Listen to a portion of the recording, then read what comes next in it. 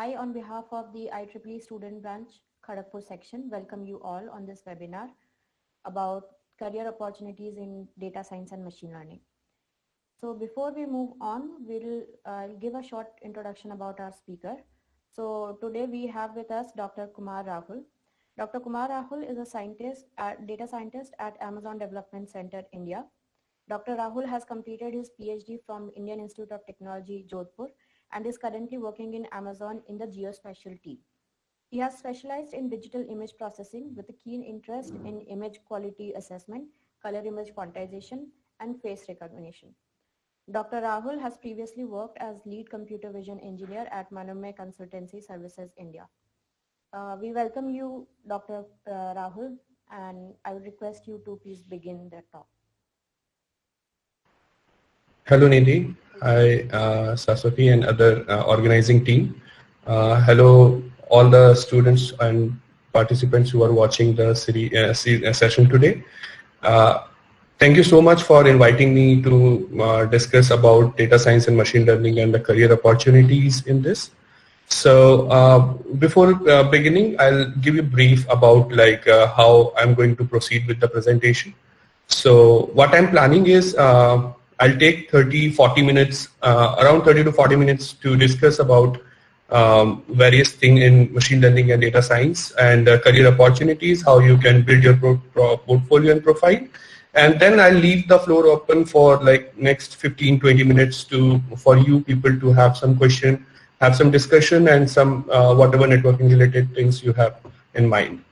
So let me share my screen. Saswati or Nidhi, you can just let me know if my screen is visible. Sure, sir.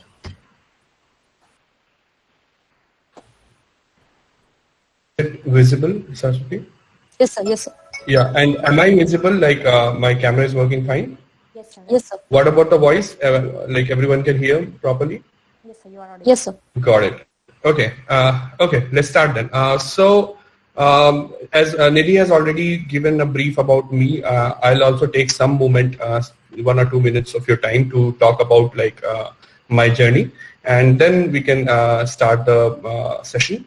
So today's major focus of this talk and session will be on career opportunities in data science and machine learning, which has come out to be like a very decent number of openings has came out like past few years, and many folks are now want to translate their career, or someone wants to focus or project their career in this direction.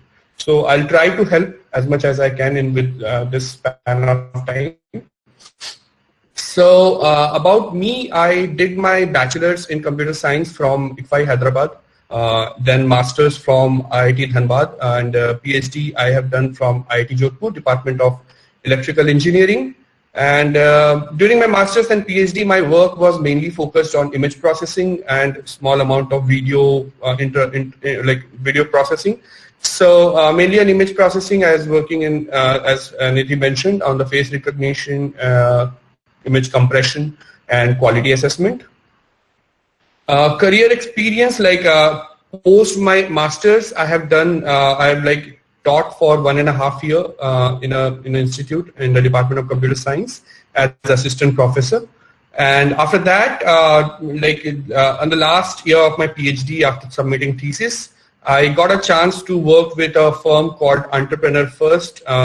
They help the researchers to found their own path in the entrepreneurship journey. So I was in the incubation for their Hong Kong branch, and there we found a company called Episki, which is a registered entity in Hong Kong. Post that, what I felt was I needed some guidance and experience in terms of industry, because I was coming from an academic background, needed some exposure in industry before trying to start entrepreneurship or something of that sort, and various other factors were there. So from there I joined Manumay Consultancy Services in July 2019, and I worked there for 6 to 7 months, and so I'll show you some part what I have done there. And January 2020, I joined Amazon. It's been a year, and I'm working there as data scientist too. I'll tell more about like what is data scientist job profile and how the like process of recruitment and other thing happens in these various companies. So the agenda, which I already discussed before, will be divided into 4 sections. First section will be, I'll give you a brief about ML and data science. I am not sure, like usually many people now, like undergrads and postgrads do understand machine learning and data science, basic of those things.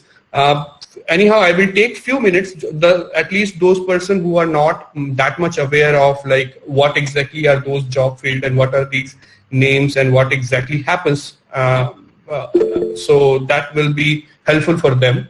We'll discuss about career opportunities in this particular section, how the market size is, how you can like project your portfolio and other things. I'll also discuss about like my research work, my research journey and what I'm doing these days. And finally, we will discuss about the opportunities and how you can prepare, how you can create your portfolio to land in these job fields or in these research areas. So let's start with very basic AI, machine learning, deep learning. These terms are like so much is being used in academics and industry.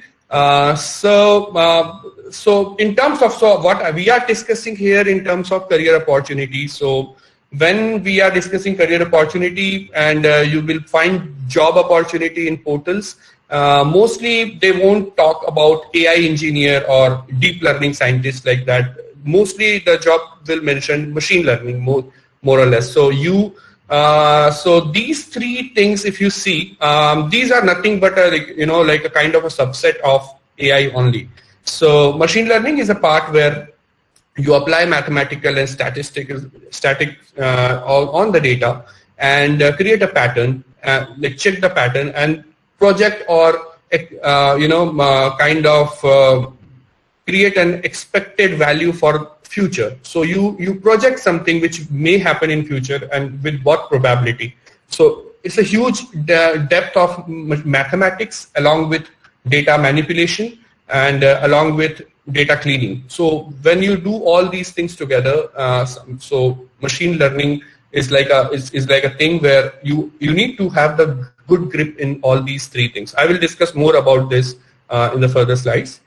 Deep learning is a part of machine learning where you have a huge amount of data comparatively compared to the machine learning algorithms, and you need a good precise information of output, or especially when you treat your data is in terms of videos and images, you have to rely on deep learning algorithms rather than basic machine learning algorithms.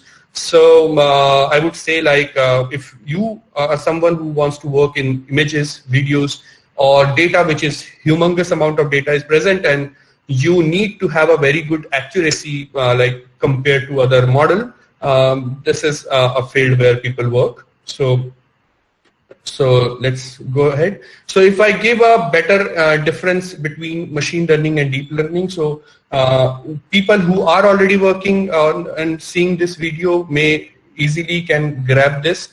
If I talk on a top level view, so machine learning, you have an input. It can be an image, it can be a data, it can be anything as an input. You extract features from it manually, like you create a model which extracts feature on the basis of some mathematical and statistical expression, and from there you classify that that particular whatever feature you have got, and you give an output. So let's say the input is the expectation is like I will give an image of a car or something else, and you have to tell like a binary or so the features can be many things like here let's say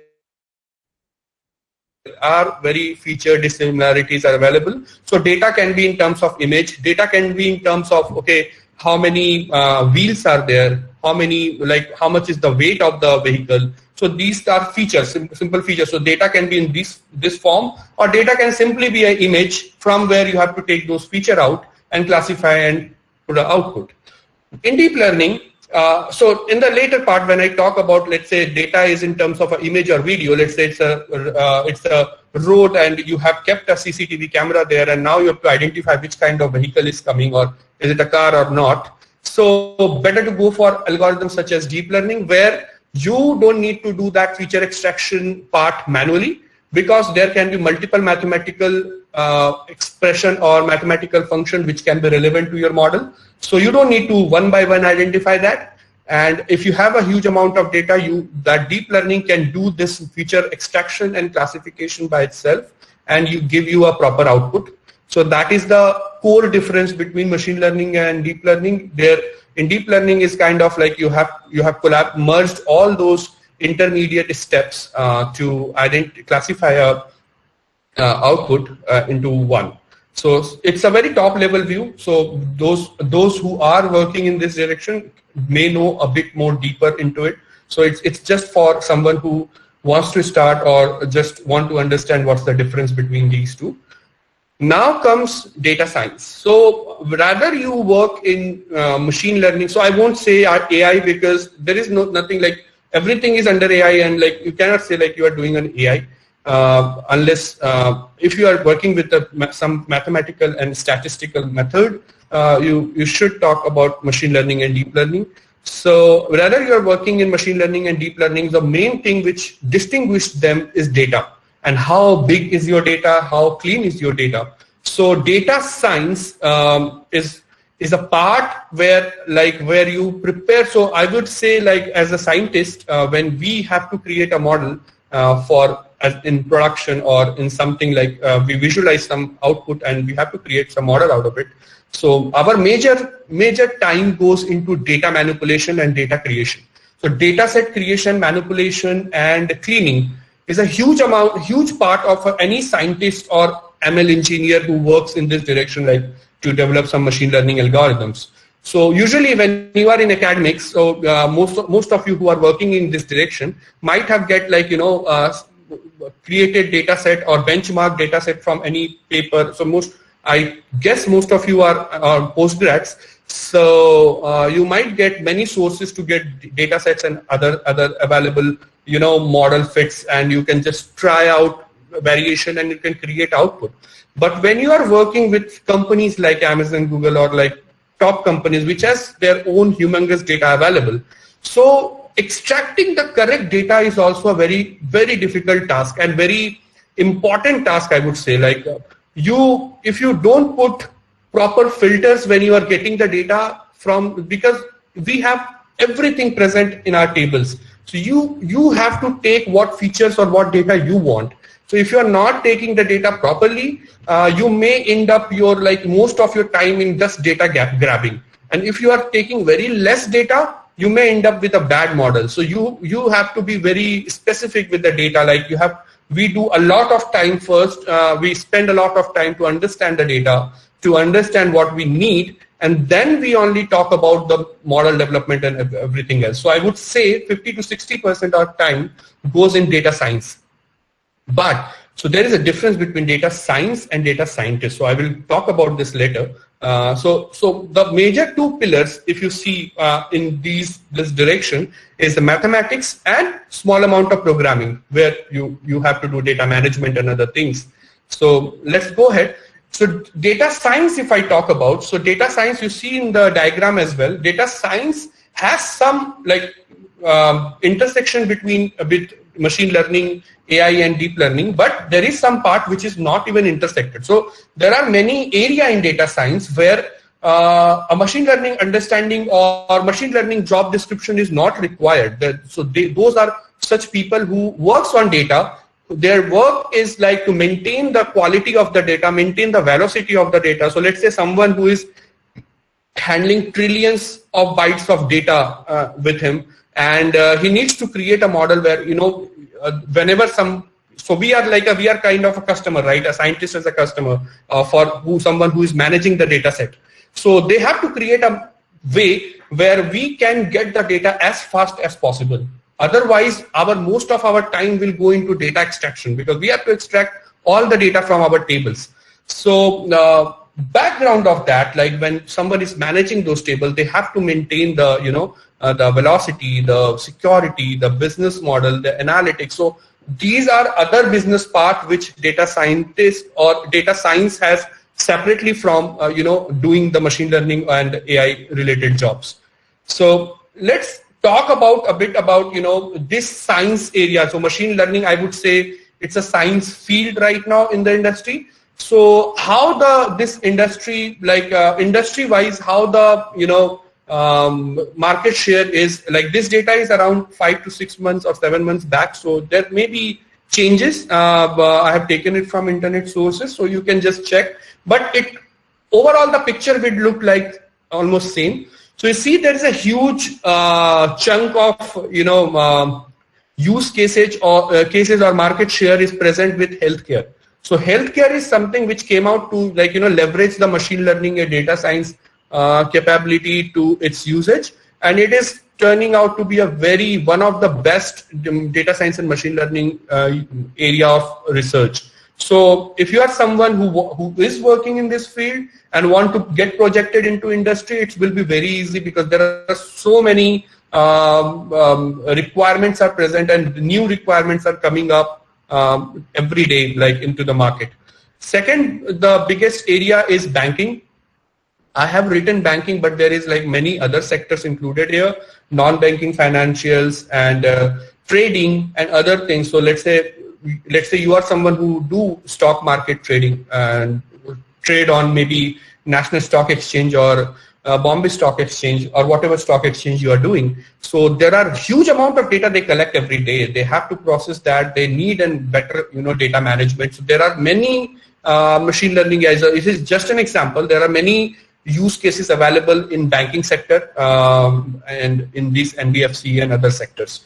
Apart from that, manufacturing is coming out to be, so for someone who is not belongs to a computer science or related background, manufacturing is something they can project themselves, like, they can find a use case, find research area related to manufacturing, and there are huge use cases are coming these days. You can search. I will tell you like how you can efficiently search use cases later in the part. So those are the area, like these are the three big market share right now available. Whatever your choice is, retail is one of the area where right now I am working with Amazon. So we have multiple use cases in retail as well. So you have to decide like which area excites you, and then you have to decide like what use case you want to pursue in your future. So just to show you how the market share right now looks like, I have created this, taken this picture. And the second one is under these top 3-4 areas, how the top use cases which is right now available. So if I talk about banking, so I have divided banking into sales and credit and insurance. So before working in Amazon, I was working in a company which was a consulting company for insurance. So I did actually I had to go through many use cases for insurance and credit related. So creating CIBIL score, creating like credit history, creating what kind of premium you should need. You understand that these days people are like, after this pandemic and everything, many people are going through good amount of insurance, health insurance, life insurance. So when you go to a company for insurance and basis on your age, gender and other factor and city where you live and other factors, other habits, they create a premium for you. They give a premium. So that's their cover. Like you will pay that and they will cover your health or life on that premium. How did they get this information? How did they get this premium? So there are multiple algorithms, multiple model works there. So there are huge possibility. Like I have worked in this firm for 6 to 7 months. I've seen so many possibility to work and so many use cases especially in fintech and credit and insurance. Similarly, if you see social media like Facebook, Instagram and other, so there are other sentiment analysis goes, like when you have some polling happening or some other things happening. So based on your chat or based on the picture or video, you create a sentiment analysis like the chat is angry or chat is happy or what kind of chat it is. So there are so many NLP based use case, so many image based use cases are present there. So similarly, you see all these use cases. I won't go to everyone, one of them, but you can see like these are the major use cases right now in the market, but it's not limited to this. There are so many use cases that I cannot even cover in like whole day. So you have to like start, first you have to start thinking on, which particular area excites you or you want to work with, and then you have to find on that area what kind of use cases will be good for you to maybe to have a startup or to work with some company. So post that, I'll now in this section I'll try to show some of my I would take few minutes to just show like my research journey before I start talking about what exactly like how we should be proceeding with the portfolio management. So my master's started from IIT Dhanbad, which was back then Indian School of Mines. I worked on face recognition and image segmentation there. So it was a very brief, so it was a master's thesis, so 1 year work, but I got a brief about like how image processing, like basics of image processing, and I knew that I have to pursue my career further in research career in image processing only. So then in PhD, I started working on image compression. So mainly work in the JPEG framework based compression, where I try to change the JPEG basic framework, not changing a lot in JPEG, but trying to improve the quality of the output image. That was the major goal of my PhD thesis. And apart from that, I was also working in image quality assessment that I haven't kept here. First industry, Manomay, I developed an algorithm for intelligent character recognition. The selling point of this algorithm was it was able to detect the cursive writing. So there are very few companies in fintech and other area where cursive writing is properly, digitized. So our model was to, our main use case was to, digitize forms or claim process in a way that, it takes like within few minutes, we have the all like, end-to-end digitization and all kind of correction, authentication, everything done.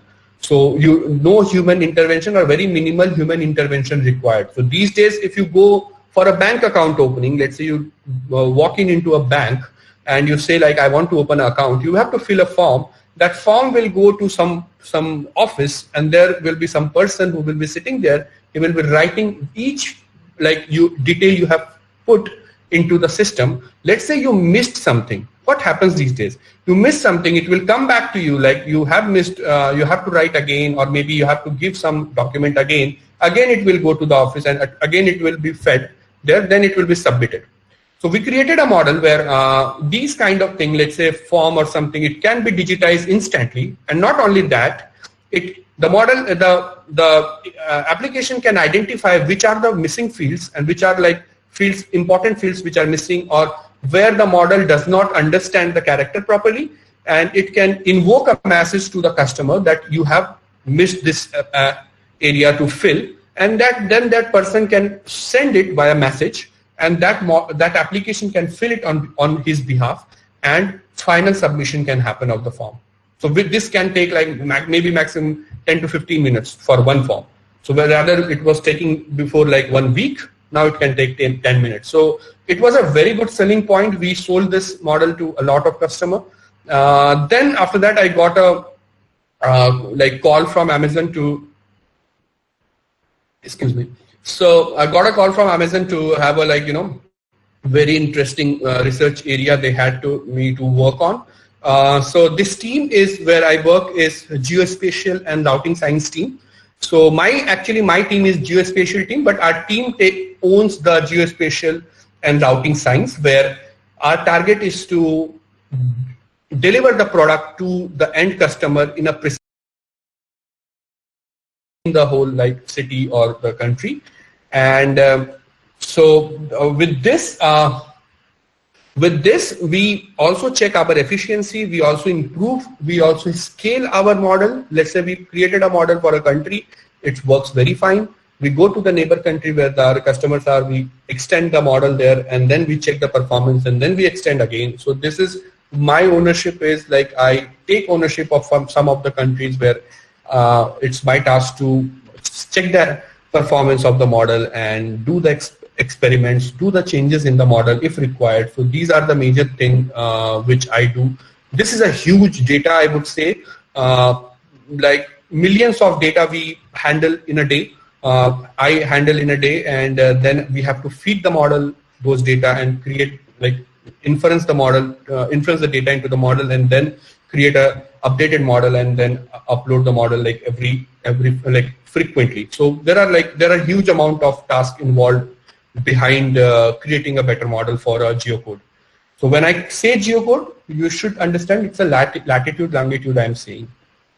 Okay, so let's go into a next section. So I have discussed about what data science and machine learning is. I have discussed about what I have done so far and what exactly I'm doing right now. So now let's discuss about the job opportunity. So that's the main reason why most of you are present, and you want to understand, right, like how you can translate your career into this. So this is a simple graph picture here, diagram, where you see three green, you can see here, I think you understand, there are three parts here, major parts: software engineering, maths, stats, algorithms, and data communication. So when I say data communication, means I told you data science, right? Like all part of data work. So someone who knows software engineering, someone who knows maths, statistics, and algorithms, and someone who also knows how to manipulate and communicate with data, that person is called data scientist. So this is the data scientist role. You should have understanding of software engineering, you should have understanding of stats, algorithm, and data communication. If you have only understanding of, let's say, stats, algorithm, and data communication, so you might be into a role of data engineer if you know software engineering and algorithm and a small amount of data. And if you know only stats and the communication, you can be a data analyst. So there is a very small difference between, you know, these three job roles: data engineer, data scientist, and data analyst. So when you know all these three, you have a good grip on all these three, you become a data scientist. And if you know any of these two, then you become according to that, you become data engineer or data analyst.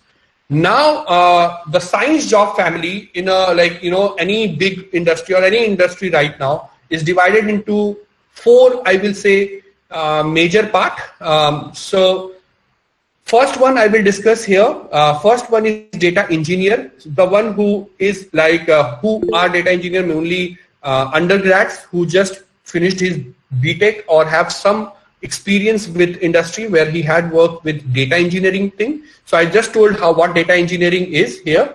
So when you do most, like say 80% of your time you do data engineering, where you do data pre-processing, feature engineering, and some of the like query and other things. Most of your job is doing that.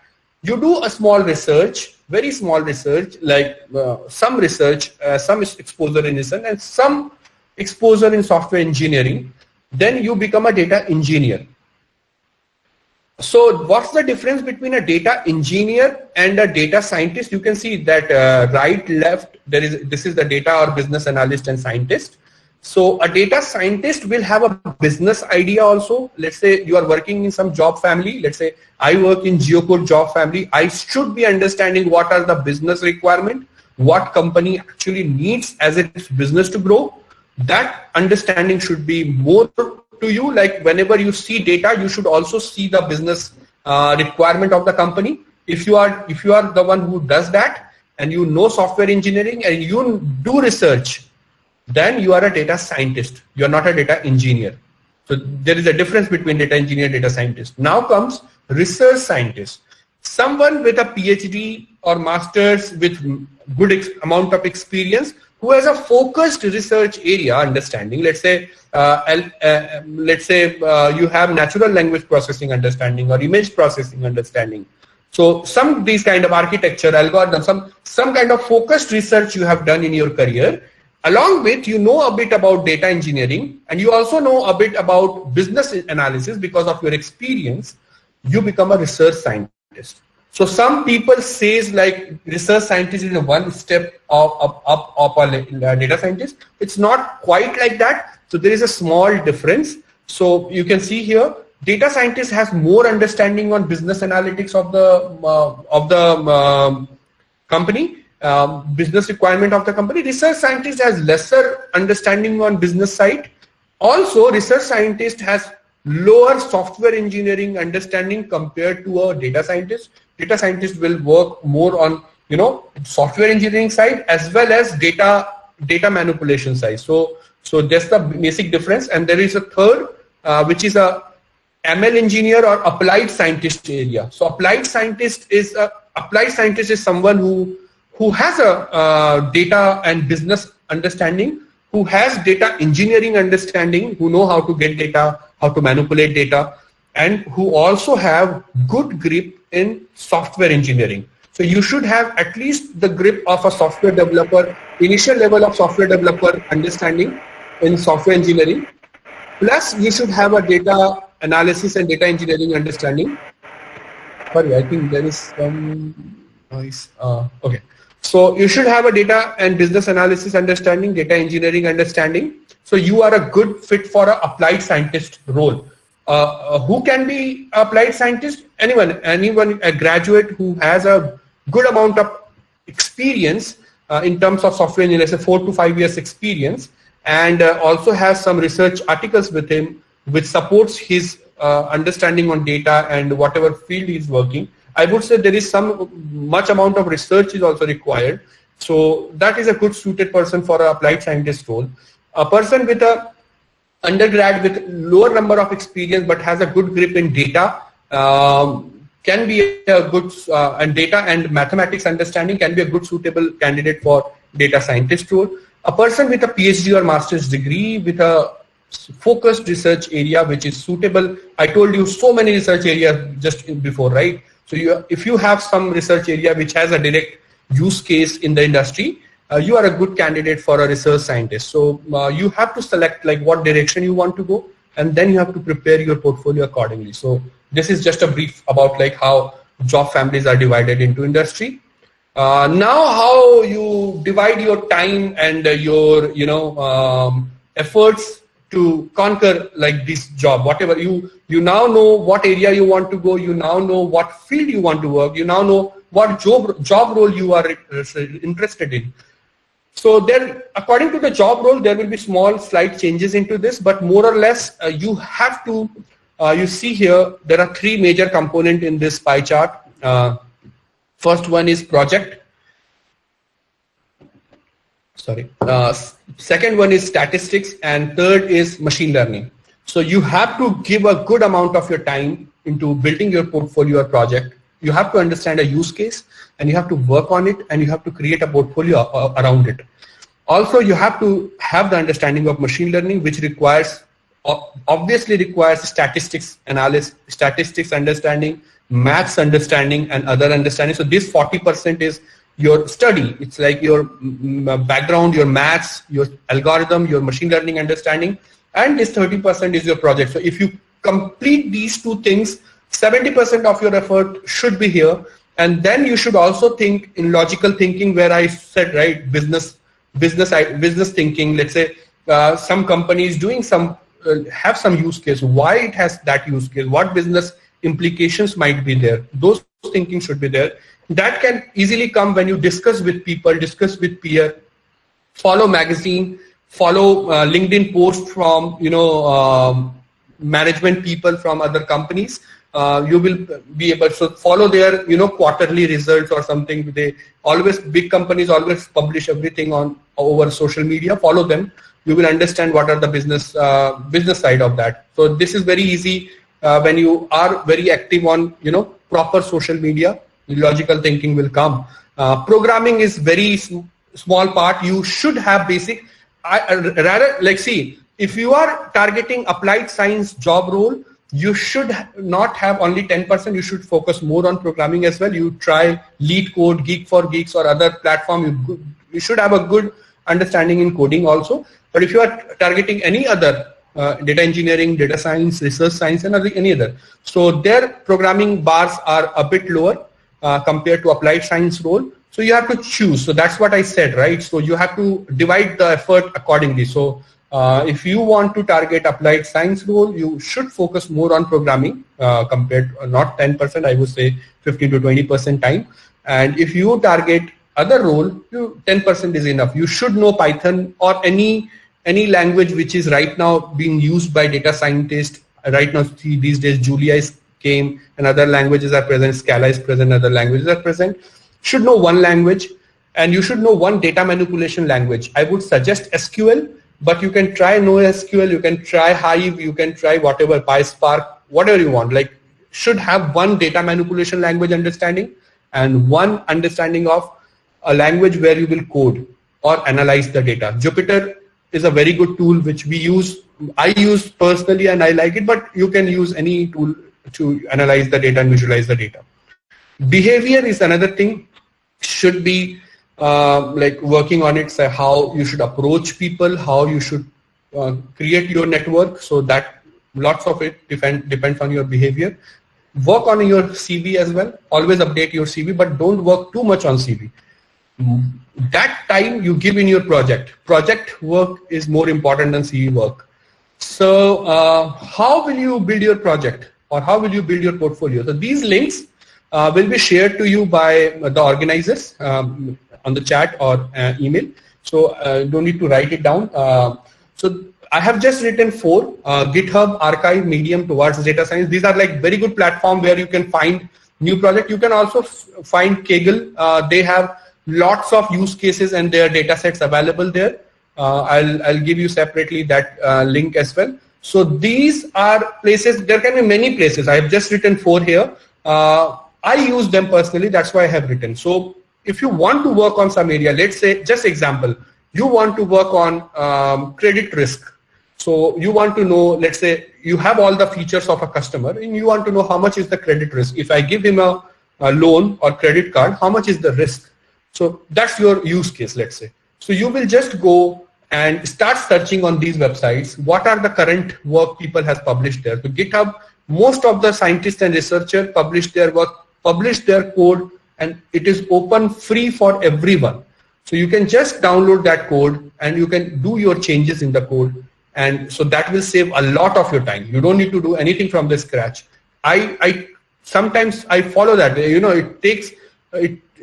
When I was in academia, it was difficult for me to understand this. You know, like to get something which is already been built and make on top of that. That is what industry does. That is what we do.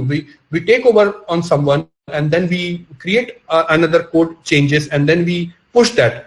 It's very rare that you will be given something to work from scratch unless you work in a startup firm or some firm which allows you to do, or you have that much of ownership in the company.